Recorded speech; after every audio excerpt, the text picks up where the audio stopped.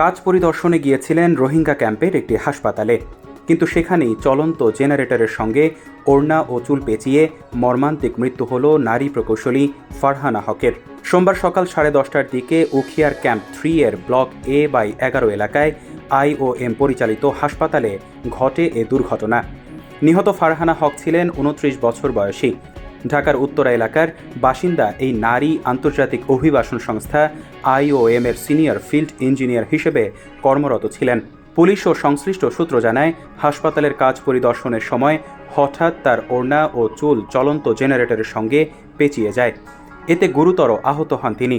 হাসপাতালেই তাকে প্রাথমিক চিকিৎসা দেওয়া হয়।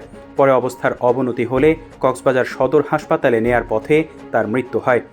উখিয়া থানার ভারপ্রাপ্ত কর্মকর্তা আতিকুর রহমান জানান, নিহতের মরদেহ মর্গে রাখা হয়েছে। ঘটনাটি তদন্ত করে দেখা হচ্ছে এবং পরবর্তী আইনগত প্রক্রিয়া চলমান রয়েছে। একজন প্রকৌশলীর কর্মস্থলে এমন মর্মান্তিক মৃত্যু নিরাপত্তা ব্যবস্থা নিয়েও নতুন করে প্রশ্ন তুলেছে।